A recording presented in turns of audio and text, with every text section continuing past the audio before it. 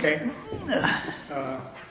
Mr. Hanlon, do you have a story that you desire to share? 100. Hope I didn't touch anything. One of the things that, one of my first remembrances of, I lived in North Bend.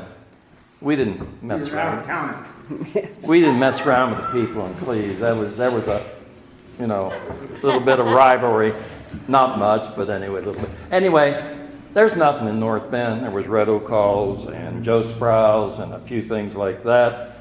But the movie theater and the pictures in there, that was the first really classy movie theater around here.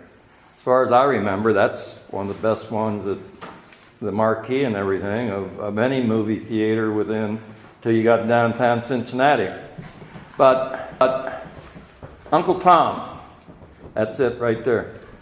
Uncle Tom was our next door neighbor. Gleason. And the movie Gone with the Wind came. And so Uncle Tom worked up at the pipe factory in Addiston, and he was going to take the kids to the movie. And that's Carol and probably my brother Gary and several others around. And I was maybe 5, 6, maybe 6 years old. Well, my mother and father got concerned about me going and seeing the movie, because when I say it, you'll remember the language that was used. And they didn't want me to go see this movie because who was the guy? Clark Gable. Clark Gable said, quite frankly, Scarlett, I don't give a damn.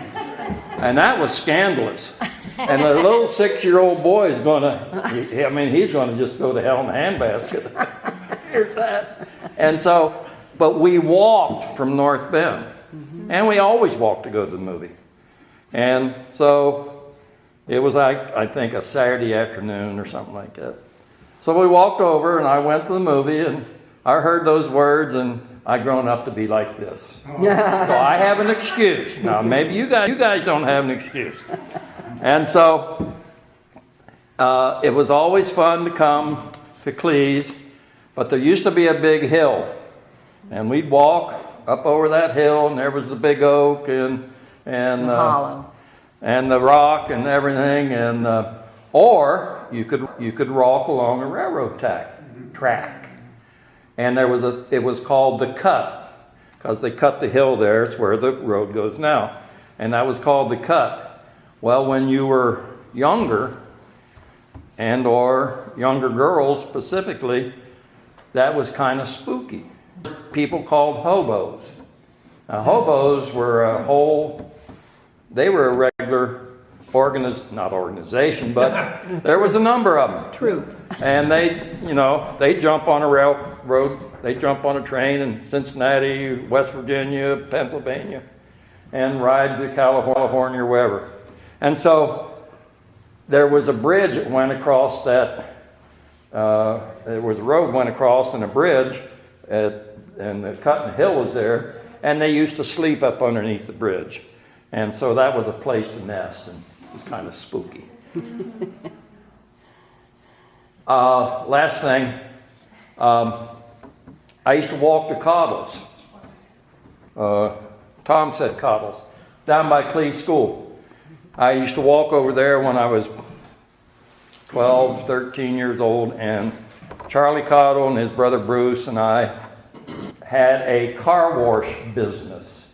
And on Saturdays, we used to put up our sign and use their hose and everything and wash cars over there. That was probably one of my first